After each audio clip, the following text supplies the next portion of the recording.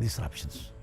Disruption adalah sebuah inovasi, creating something new, sedemikian rupa sehingga kemudian yang lama tiba-tiba menjadi obsolete, ketinggalan zaman. Hati-hati, karena Anda biasanya cenderung ingin bertahan. Produsen taksi, memberi jasa taksi, bertahan. Mereka ingin agar peraturan berpihak kepada mereka. Teknologi sudah baru, Anda masih menggunakan cara-cara lama.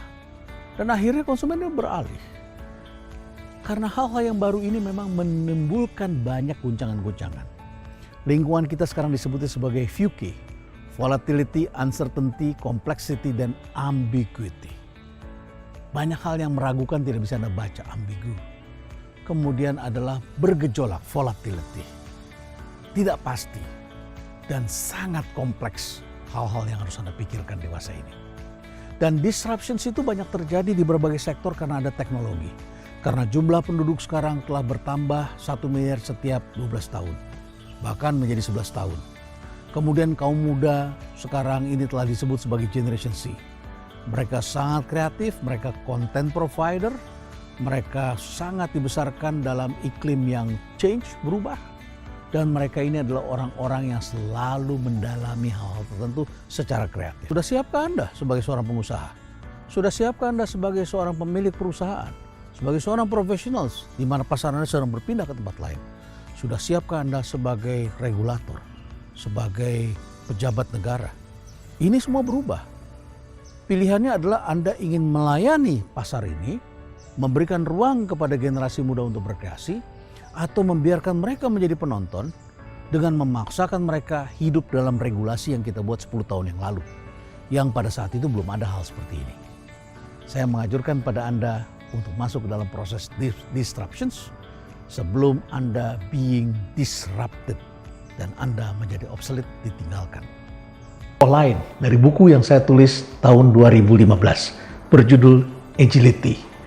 Di sini saya memberikan perspektif agility dengan judul di bawahnya adalah bukan singa yang mengembik.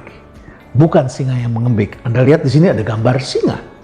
Tetapi kenapa saya katakan bukan singa yang mengembik?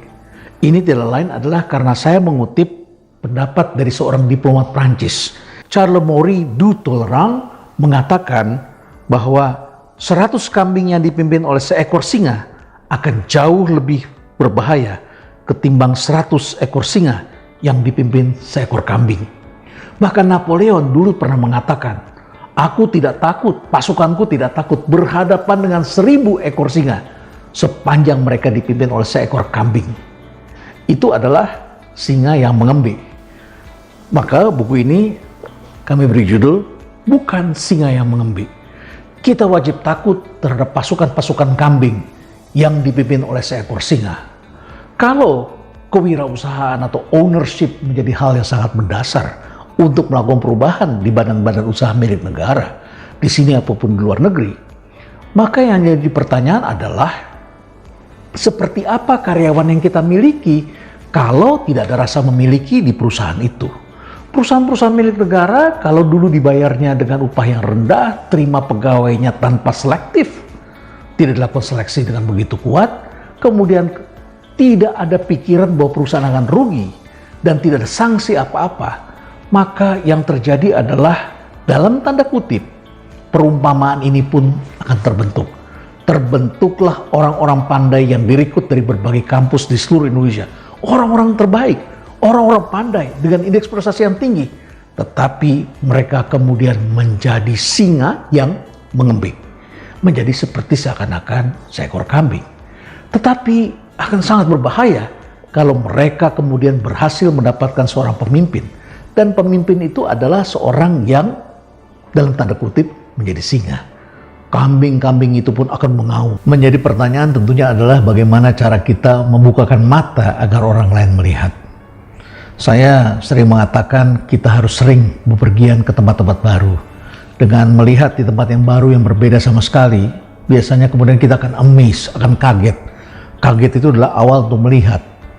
Tapi tidak banyak orang yang juga bisa dengan cepat melihat. Kita mengatakan gagal melihat, fail to see.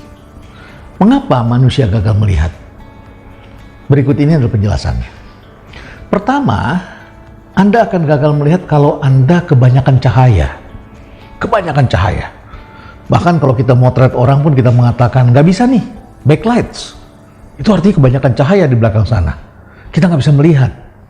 Kalau kita duduk sebuah tempat dan sinarnya terlalu tajam kepada kita, saya kira Anda akan kesulitan melihat.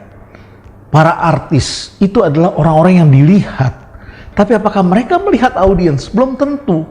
Karena mereka disorot dengan lampu yang begitu terang.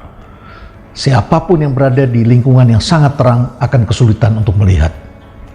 Apa maksudnya? Ruangan yang begitu kuat cahayanya gagal melihat. Maksud saya adalah kalau Anda dilimpahi oleh keberhasilan terus-menerus, kalau Anda menjadi anak orang kaya terus-menerus, kalau Anda dibesarkan dalam lingkungan yang begitu nikmat, Anda gagal melihat segala sesuatu, hampir semua perusahaan yang dipuja-puja dan berhasil terus-menerus, ternyata belakangan mengalami situasi yang sebaliknya. Ada sebuah buku yang bagus yang ditulis oleh Jim Collins yang menjadi panduan para pemimpin perusahaan. Judulnya adalah Good to Great. Good, great. Kita semua sudah merasa good, bisa menjadi great. Good ini modal awal untuk menjadi great. Tetapi dalam bukunya, Jim Collins mengatakan good is the enemy of greatness. Good is the enemy of greatness. Ini adalah bad di sini, worse. Ya. Tapi kalau kita sudah merasa good, kita nyaman, kita bisa tidak menjadi great. Kita gagal mencapai posisi yang hebat di sana itu. Saudara-saudara sekalian, itu adalah suasana di mana perusahaan dilimpahi banyak cahaya. Itu adalah suasana di mana sebuah negara pertumbuhan ekonominya naik terus-menerus bertahun-tahun. Subsidi juga bagus sekali. Dan suatu ketika mereka akan mengalami kesulitan untuk melakukan perubahan karena sudah nyaman. Karena sudah terperangkap di dalam kelompok yang disebut middle income. Mereka gagal melihat. Jadi yang pertama adalah dilimpahi demikian banyak cahaya. Yang kedua adalah tidak ada cahaya sama sekali. Jadi ini serba salah. Kebanyakan cahaya nggak bisa melihat, tidak ada cahaya juga tidak bisa melihat. Coba deh Anda masuk ke dalam sebuah ruangan yang sangat gelap. Ruangannya tertutup, tidak ada celah sama sekali. Dijamin Anda tidak bisa melihat. Anda akan kesandung-sandung, Anda akan salah pijak, Anda akan masuk ke lubang yang lebih dalam, dan lain sebagainya. Apa yang saya maksud dengan tidak ada cahaya? Yang saya maksud adalah Anda berada dalam organisasi yang orang-orangnya takut melihat perubahan, takut melihat kemajuan. Anda berada dalam lingkungan yang tertutup karena Anda merasa sudah hebat. Anda berada di dalam sebuah gua yang gelap dan orang-orangnya keras kepala di situ. Orang-orang yang merasa sudah pandai, tidak memerlukan orang lain. Dan ini sesungguhnya menjadi sindiran para nabi besar yang ditujukan kepada ulama-ulama hebat pada zaman itu yang merasa sudah menjadi ahli kitab suci. Mereka yang sudah menjalankan tradisi terus-menerus dan tidak pernah melihat hal baru. Mereka mengaku hebat tapi mereka tidak menjalankannya. Selain yang dihadapi oleh para nabi besar ketika memperkenalkan Tuhan kepada manusia, itu juga dialami oleh para ilmuwan besar. Para ilmuwan besar menemukan bahwa ketika teori-teori besar mereka muncul, ternyata pengikut-pengikut itu yang sudah ada lebih mengikuti pada ilmuwan terdahulu. Mereka tidak bisa melihat hal yang baru karena mereka terikat dengan paradigma yang lama.